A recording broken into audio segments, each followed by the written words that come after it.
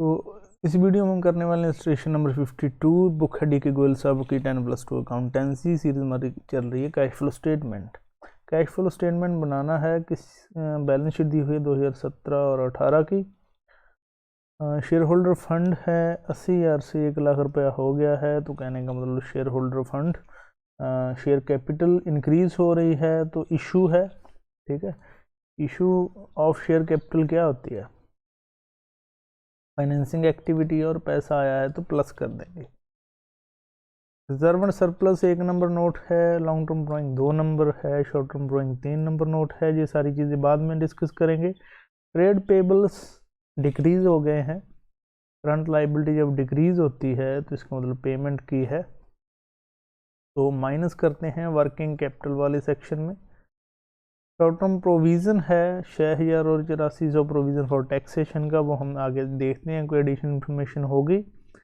अगर ये इन्फॉर्मेशन ना हुई तो हम मान लेंगे कि जो पिछले साल का 6,000 रुपये अमाउंट है उसको तो पेमेंट मान लेंगे और इस साल वाले को इस साल का प्रोविज़न ट्रांसफ़र मान लेंगे फ्रॉम प्रॉफिट एंड लॉस से। Current liability other 4 number note है। फिक्स एसेट का 5 नंबर नोट है।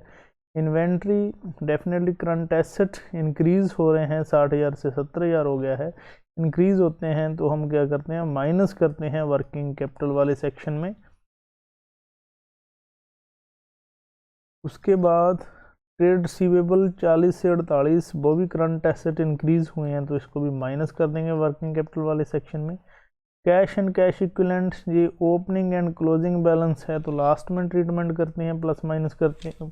ओपनिंग ऐड करते हैं तो क्लोजिंग के बराबर आता है balance. Prepaid expenses current asset ही हैं और ये भी इंक्रीज हो रहा है तो डेफिनेटली इसको भी माइनस कर देंगे वर्किंग कैपिटल वाले सेक्शन के अंदर। Reserve and surplus general reserve 4,000 से 4,000 ही हुआ है तो कहने का मतलब जनरल रिजर्व की कोई ट्रांसफ़र नहीं हुई तो कोई इफेक्ट नहीं आने वाला। प्रॉफिट एंड लॉस 2,000 से 2,400 हो गया है तो 400 रुपये का चेंज है, इस 400 रुपये में ऐड कर देंगे अगर कोई प्रपोज डिविडेंड है प्रीवियस ईयर का, अगर कोई इंटरिम डिविडेंड है करंट ईयर का, अगर कोई रिजर्व के अंदर ट्रांसफ़र किया है वो हमने देख लिया किया ही नहीं, और अगर टैक्सेशन का जो इनकम टैक्स का जो प्रोविज़न है वो हम वापस ऐड करने वाले हैं जहाँ। क्लियर? उसके बाद डिवेंचर 12,000 से 14,000 हो गए हैं तो डेफिनेटली 2,000 रुपया इंक्रीज़ हुआ है तो ये प्लस हो जाएगा फाइनेंसिंग एक्टिविटी के अंदर 2,000 रुपया। क्लियर? कैश क्रेडिट वो भी फाइनेंसिंग एक्टिविटी है और माइनस हुआ तो इसका मतलब पेमेंट है तो माइनस कर देंगे, कम होने का मतलब माइनस। डिविडेंड पेबल 0 से पिछले साल तो ये 0 था, अब 2,000 है तो इसका देखो ये इम्पोर्टेंट पॉइंट है, ये जो पॉइंट इस क्वेश्चन का स्टार पॉइंट है। ठीक है, इस पे हम जरूर टाइम लगाएंगे, एक बार आगे चलते हैं, अब बाद में मैं इस पे डिस्कशन करने वाला हूँ। अकमुलेटेड डेप्रिसिएशन ये नॉर्मल है, फिक्स एसेट और अकमुलेटेड डेप्रिसिएशन वगैरह पॉइंट जो हमने पहले पिछले क्वेश्चन में किए उसी तरह से इसकी ट्रीटमेंट करेंगे। एडिशनल इन्फॉर्मेशन प्रपोज डिविडेंड पिछले साल 10,000 था, अब 11,600 है तो करंट ईयर वाला तो इफेक्ट ही नहीं डालता प्रपोज डिविडेंड, क्योंकि ये सिर्फ कंटीजेंट लाइबिलिटी होती है और इसकी पेमेंट भी इस साल नहीं करते तो कहीं पे इफेक्ट नहीं आता। कैश फ्लो स्टेटमेंट में इफेक्ट आता है प्रीवियस ईयर का, तो प्रीवियस ईयर जितना प्रपोज डिविडेंड हमने इस साल पिछला प्रपोज किया था अब कर मतलब फाइनल किया हो गया इस साल उसको, तो ये 10,000 इसके दो इफेक्ट आते हैं। पहला तो ये ऐड हो जाता है कहाँ पर, प्रॉफिट बिफोर टैक्स वाले सेक्शन में, और दूसरा इसका इफेक्ट क्या आता है, दूसरा इसका इफेक्ट होता है पेमेंट दिखाते हैं कहाँ पर, फाइनेंसिंग एक्टिविटी में। अब तक हम क्या कर रहे थे, 10,000 रुपये जितना था उतनी ही पेमेंट दिखा देते, लेकिन इस क्वेश्चन में मैं पीछे आपको बोल के आया हूँ कि ये जो पॉइंट इसका मेन पॉइंट ही ये है, प्रपोज डिविडेंड पेबल है 2,000, देखो 2018 में है पेबल, देखो 2018 वाला नहीं है जी, है जी 17 वाला, लेकिन पेबल 2018 में हुआ। क्यों हुआ है? क्योंकि जो पिछले साल का डिविडेंड था, प्रपोज डिविडेंड, तो वो अगले साल ही फाइनल होता है और अगले साल ही उसकी पेमेंट होती है। तो कहने का मतलब ये जो 2000 डिविडेंड है ना 2018 में बकाया है, लेकिन ये है 2017 वाला, यानी कि प्रीवियस ईयर वाला डिविडेंड है, ना कि ये करंट ईयर वाला है। बकाया करंट ईयर में है पिछले साल का, क्लियर, क्योंकि करंट ईयर वाले का तो हम कोई इफेक्ट ही नहीं डालते ना, करंट ईयर वाले प्रपोज डिविडेंड को हमने क्रॉस ही कर दिया 2018 वाले को, इसका तो कोई इफेक्ट होते ही नहीं। इफेक्ट क्या होगा कि 10,000 जो हमने ऐड करना था प्रॉफिट बिफोर टैक्स में, वो तो हमने ऐड बिल्कुल 10,000 ही करना है, बट जो पेमेंट हमने 10,000 करनी थी, इसका मतलब वो पेमेंट 10,000 नहीं की, तो कितनी की, आफ्टर एरियर, ठीक है। तो पेबल डिविडेंड कितना है अभी, यानी कि बकाया 2,000 है, तो पेमेंट तो सिर्फ 8,000 ही हुई ना।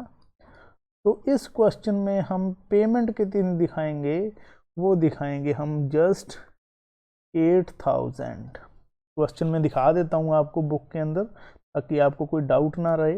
ये 10,000 रुपये हम प्रॉफिट बिफोर टैक्स सेक्शन में ऐड करेंगे और पेमेंट सिर्फ 8,000 रुपये दिखाएंगे, ठीक है। तो ये पेमेंट फाइनेंसिंग एक्टिविटी होती है, ये हम दिखा रहे हैं 8,000, ये 10,000 में से माइनस दिखाया डिविडेंड पेबल 2,000 रुपये, तो पेमेंट है ये किस चीज़ की, प्रपोज डिविडेंड 2017 वाले की, जो कि 18 में बकाया है। और ऐड कितना करेंगे प्रॉफिट बिफोर टैक्स निकालते हुए, वो डेफिनेटली पूरे का पूरा propose dividend for previous year 10,000 ही होगा। तो ये इस पॉइंट क्वेश्चन के अंदर नया पॉइंट है, ये एक तरह से हम कह सकते हैं हीरो पॉइंट है इस क्वेश्चन का, तो इसको बस ध्यान रखिए आप, बाकी नॉर्मल चीज़ें हैं। कम्युलेटेड डेप्रिसिएशन ये तो कर ही चुके हम। प्रोविज़न फॉर टैक्स मेड 94,000, इस साल का प्रोविज़न 9400 बनाया, तो ये प्रोविज़न फॉर टैक्सेशन में देखेंगे हम सारी चीज़ें, ठीक है। इकट्ठा ही मैं एक बार स्टेटमेंट पढ़ लेता हूँ, क्योंकि अब मैच्योर हो गई, आप भी इसको करते करते तो हम आसानी से कर सकते हैं, टाइम नहीं वेस्ट करेंगे इसके ऊपर। फिक्स एसेट सोल्ड फॉर 10,000, 10,000 में चीज़ बेची है, कॉस्ट 20,000 थी, कम्युलेटेड डेप्रिसिएशन 6,000 रुपये था। 20,000 की कॉस्ट, कम्युलेटेड डेप्रिसिएशन 10,000, तो बचा कितने का, 20,000 में से 6,000 रुपये डेप्रिसिएशन गए, कम्युलेटेड डेप्रिसिएशन, तो 14,000 रुपये की रिटर्न डाउन वैल्यू आ गई, जिसको हम बुक वैल्यू बोल सकते हैं। वो कितने में बेच दी, 10,000 रुपये में, तो 4,000 रुपये का क्या है, लॉस है, ठीक। आगे देखते हैं इंटरिम डिविडेंड 9,000 रुपये इस साल का डिविडेंड है, 9,000 रुपये पेमेंट भी दिखाएंगे। एक तो हम दिखाएंगे प्रॉफिट बिफोर टैक्स के अंदर इसको ऐड करेंगे, और दूसरा इसको पेमेंट दिखा देंगे कहाँ पर, फाइनेंसिंग एक्टिविटी में। तो क्वेश्चन अब मैं डिस्कस कर लेता हूँ पूरे का पूरा। सबसे पहले नोट नंबर 1 पे चलते हैं। नोट नंबर 1 अगले पेज पे होगा, ठीक है। प्रॉफिट में कितना चेंज आया, इसके अंदर 400 रुपये चेंज आया सिर्फ, ठीक है।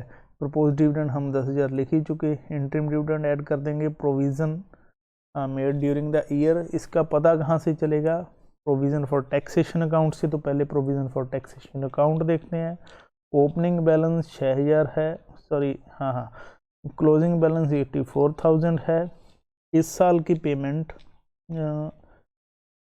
नहीं, ये गिवन है 9400, पेमेंट हम बैलेंस फिगर से फाइंड आउट की है 7,000, तो ये 7,000 रुपये का क्या करेंगे, पेमेंट दिखाएंगे बिल्कुल लास्ट में, और 9400 हम ऐड कर देंगे प्रॉफिट में, प्रॉफिट बिफोर टैक्स निकालते हुए। ये 9400 यहाँ आ गया, और पेमेंट जो दिखानी है वो हम ऑपरेटिंग एक्टिविटी में दिखाते हैं बिल्कुल लास्ट के अंदर। Income tax paid, clear. Question हमारा ये शुरू हो गया 28,800 रुपये से, जो हमने फाइंड आउट किया जहाँ से, ठीक है, इंटरिम डिविडेंड वगैरह सारी चीज़ जोड़ के 28,800 से क्वेश्चन शुरू हुआ। डेप्रिसिएशन ऐड कर दिया, लॉस, ये सारी चीज़ें हम देखने वाले हैं। पहले देख लेते हैं, चलो इंटरेस्ट ऑन डिवेंचर छोड़ो एक बार, पहले हम अकाउंट देख लेते हैं जो बनाए हैं फिक्स एसेट के। Fix asset account original cost पे बना रखा है। 80,000 ओपनिंग बैलेंस है और 80 क्लोजिंग बैलेंस है। जो बेचा 10,000 में, लॉस था 4,000 रुपये, अकामुलेटेड डेप्रिसिएशन था 6,000, टोटल 20,000 रुपये का ये हमारा हिसाब हो गया। और बैलेंस फिगर से 18,000 पता चल गया। इसका इफेक्ट क्या होने वाला है, परचेज है तो इन्वेस्टिंग एक्टिविटी में ऐड करेंगे, सेल को इन्वेस्टिंग एक्टिविटी में, सॉरी परचेज को माइनस करते हैं और सेल को ऐड करते हैं इन्वेस्टिंग एक्टिविटी में। अकामुलेटेड डेप्रिसिएशन का डायरेक्टली कोई इफेक्ट नहीं पड़ेगा, ये अकामुलेटेड डेप्रिसिएशन अकाउंट में जाएगा सिर्फ ये, ठीक है। वहाँ से पता चलेगा इस साल कितना अकामुलेटेड डेप्रिसिएशन ट्रांसफ़र किया है। ये लॉस वाला इफेक्ट पड़ेगा, 4,000 रुपये ऑपरेटिंग एक्टिविटी में ऐड करेंगे, बैलेंस है हमारा। Accumulated depreciation, opening balance, closing balance, ठीक है, ये जो ट्रांसफ़र किया सेल की हुई पे, और बैलेंस फिगर से पता चल गया कि इस साल हमने 14,000 ट्रांसफ़र किया, तो ये 14,000 रुपया ऐड हो जाएगा कहाँ पर, ऑपरेटिंग एक्टिविटी के अंदर। ऊपर चल के हम वापस क्वेश्चन देखते हैं।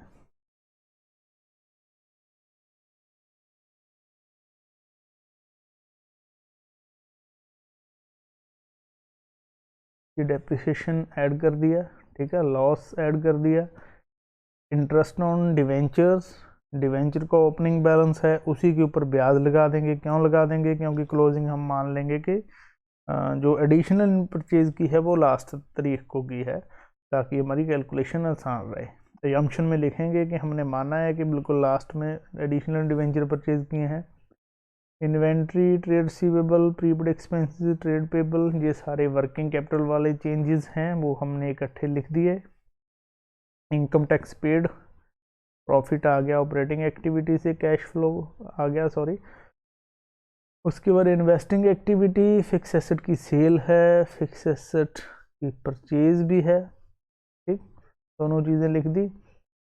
शेयर कैपिटल इशू है, डिवेंचर भी इशू किए हैं, इंटरेस्ट ऑन डिवेंचर्स यहाँ पे पेमेंट दिखाएंगे जो ऊपर हमने ऐड किया इंटरेस्ट ऑन ऑपरेटिंग एक्सपेंसेस होने के कारण। और डिक्रीज इन कैश क्रेडिट, ठीक है, इसकी पेमेंट दिखाते हैं फाइनेंसिंग एक्टिविटी मान के। ये सिर्फ 8,000 रुपया दिखाना है पेमेंट जो है प्रपोज डिविडेंड की, क्योंकि 2,000 अभी बकाया है। इंटरिम डिविडेंड की पेमेंट दिखा दी, सबका टोटल किया, ओपनिंग बैलेंस ऐड किया, क्लोजिंग के ये बराबर आ जाएगा। ये बिल्कुल बेसिक सा क्वेश्चन था, इसमें जो पॉइंट एक्स्ट्रा था वो मैंने आपको बता दिया, ठीक है। ये जो 7 नंबर इन्होंने लिखा भी हुआ है प्रपोज डिविडेंड, जो बकाया था उसका ध्यान रखना है बस, बाकी चीज़ें नॉर्मल हैं। नेक्स्ट क्वेश्चन 53 वो हम नेक्स्ट वीडियो में करने वाले हैं। Thank you.